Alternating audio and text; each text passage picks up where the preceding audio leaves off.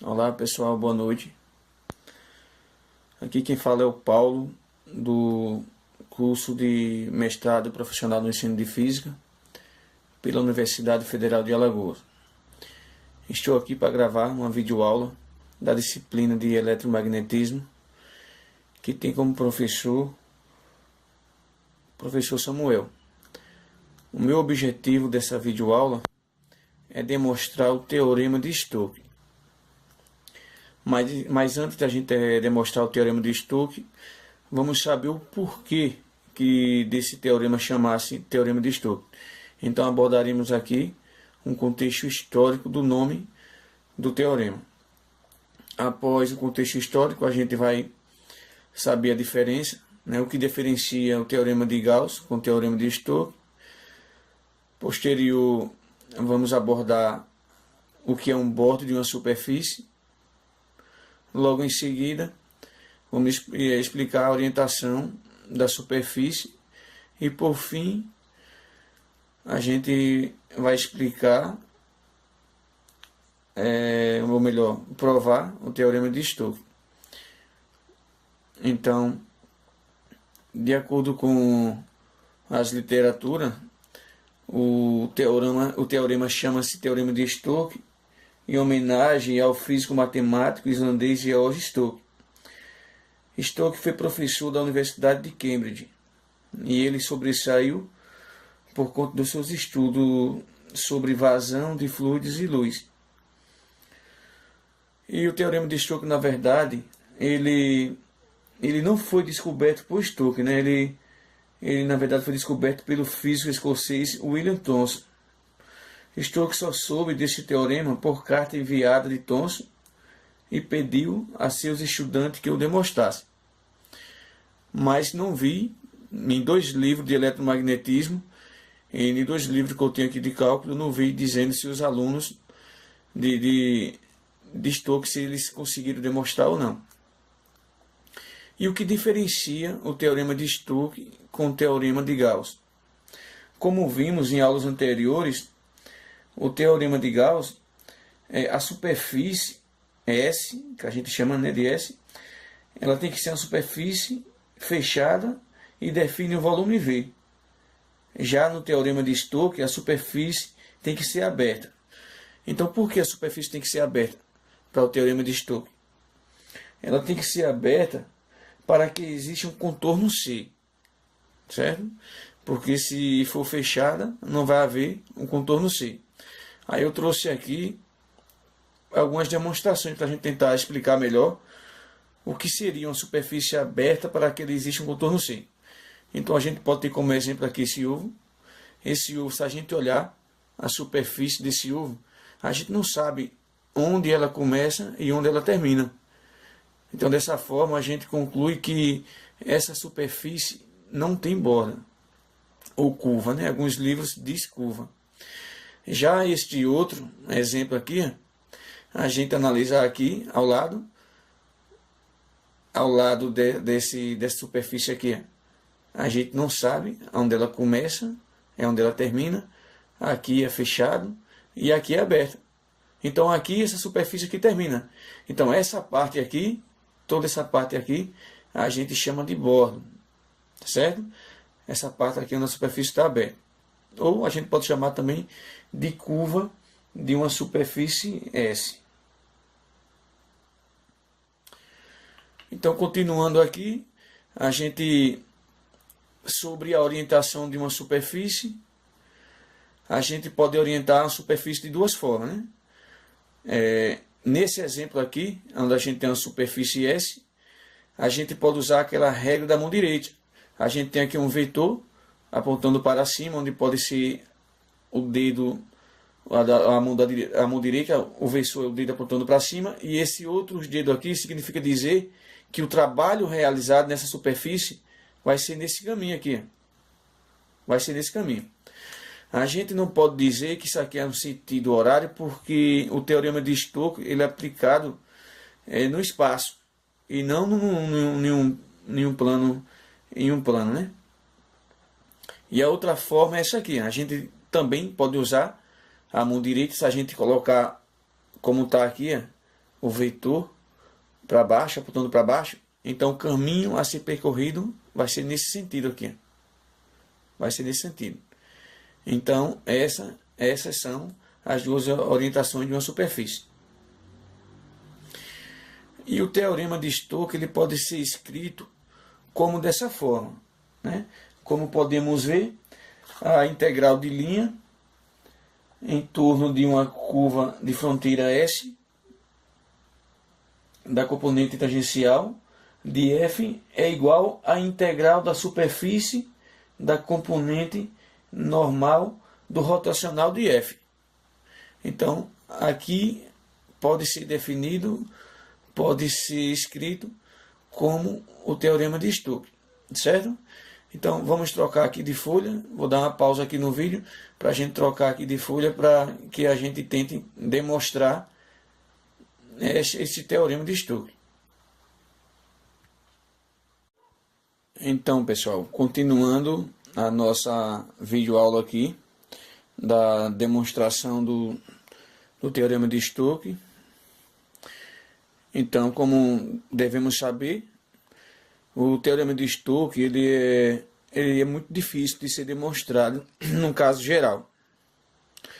Mas podemos demonstrar, fazer uma demonstração quando S, a superfície S, for um gráfico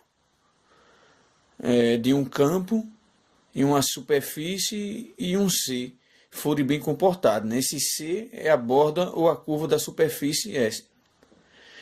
Então, a gente está aqui com um exemplo de uma demonstração de um caso especial do teorema de Stokes. Admitiremos que a equação S seja Z é igual a G de x e y pertence a D. E o campo é igual a P, né, na direção I, mais Q, direção J, mais R na direção K. Onde G tem derivadas parciais de segunda ordem contínua e que D seja a região plana simples, cuja curva fronteira C1, onde a gente pode ver aqui, C1, corresponde a C.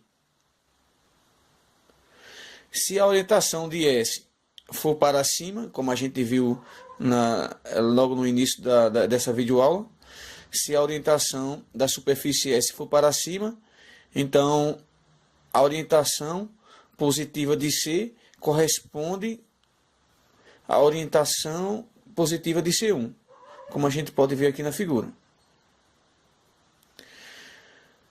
Então, como eu falei, seja o campo P, direção I, mais Q na direção J, mais R na direção K. Como a superfície S é um gráfico de uma função, então podemos aplicar a equação integral dupla de S, Fn ds, substituindo o campo, né, o F, pelo o rotacional, o rot de F, o resultado fica assim. O resultado fica a integral dupla de S, o rot de F ds, onde as derivadas parciais de P, Q e R são calculadas em x, y, g, x e y. Então vai ficar aqui a integral dupla da superfície D, abre colchete, menos, abre parênteses, a derivada de R sobre dy menos a derivada de Q sobre a derivada de Z.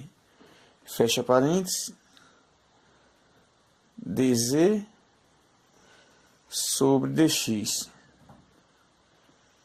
menos abre parênteses, a derivada de P sobre a derivada de Z menos a derivada de R sobre a derivada de X, fecha parêntese, sobre a derivada de Z sobre a derivada de Y, mais, abre parênteses, a derivada de Q sobre a derivada de X, menos a derivada de P, mais, deixa eu colocar aqui mais para cá um pouquinho, mais a derivada de Y. Fecha parênteses, fecha colchete, dA.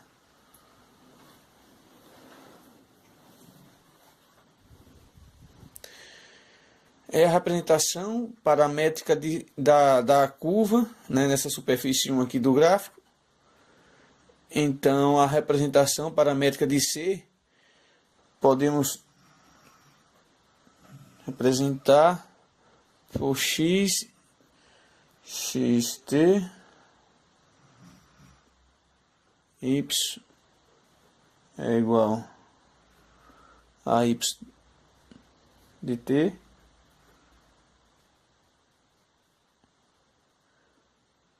e z é igual a g, abre parênteses, x de t,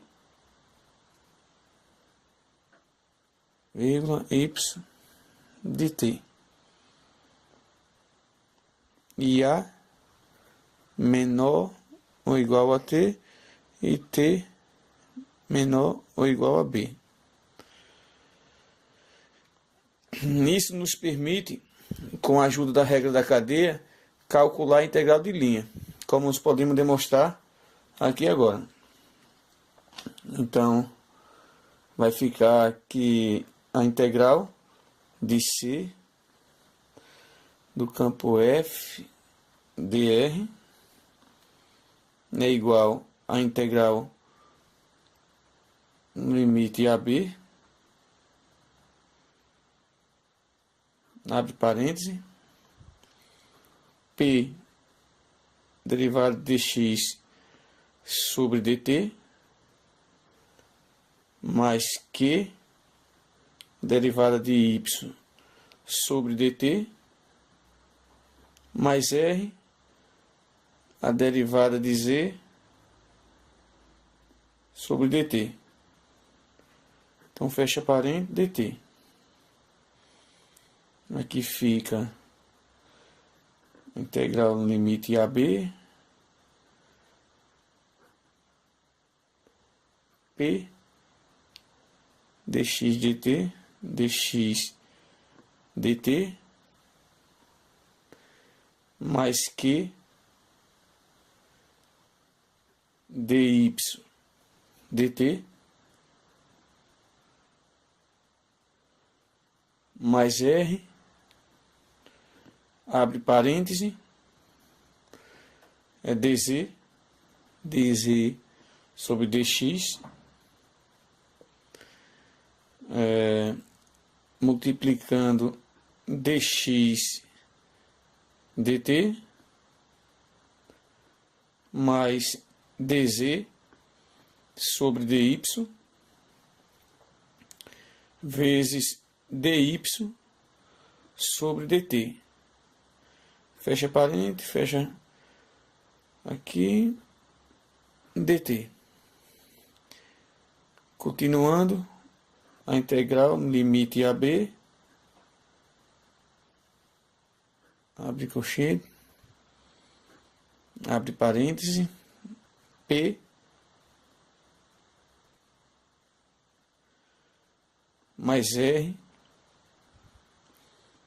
dz sobre dx, fecha parêntese, dx sobre dt.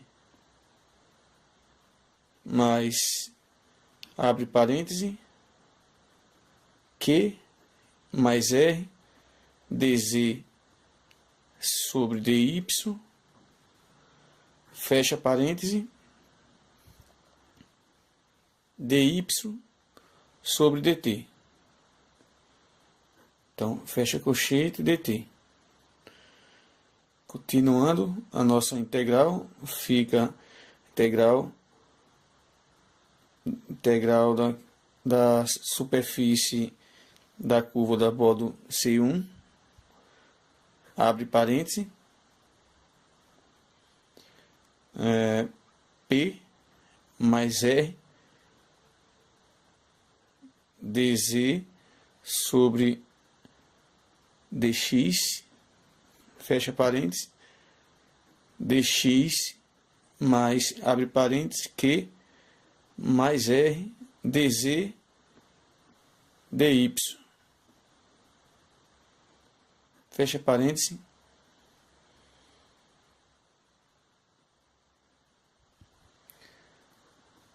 dy, que vai ser igual a integral dupla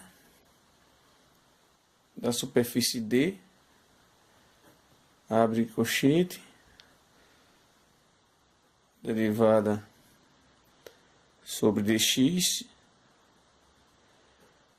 abre parênteses, Q mais R dz sobre dy, fecha parênteses, menos a derivada sobre a derivada de dy, abre parêntese, P mais R, derivada de z sobre a derivada de x, fecha parêntese, fecha colchete, dA. Onde usaremos aqui o teorema de Green. Então, no último passo, então utilizaremos novamente a regra da cadeia, e lembrando que P, Q e R são funções de x, y e z, e que z é, por sua vez, uma função de x e de y, onde a gente vai obter, vou levantar aqui a folha, onde a gente vai obter que a derivada a integral de C de f dr é igual a integral dupla da superfície D, abre colchete, abre parêntese, onde a derivada de Q sobre dx mais a derivada de Q sobre dz mais vezes, ou melhor, vezes a derivada de z sobre a derivada de x mais a derivada de r sobre a derivada de x vezes a derivada de z sobre a derivada de y mais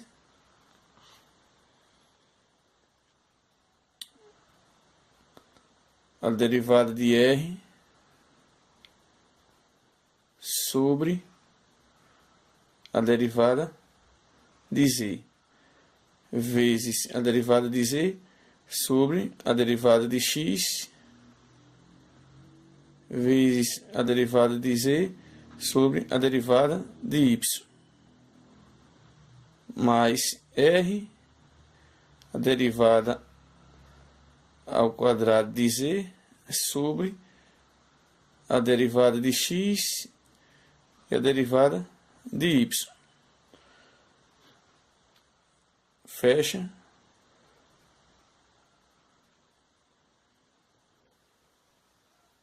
Continuando a nossa integral. Menos, abre parêntese, a derivada de P sobre a derivada de y mais a derivada de p sobre a derivada de z vezes a derivada de z sobre a derivada de y mais a derivada de r sobre a derivada de y vezes a derivada de z sobre a derivada de x mais a derivada de r sobre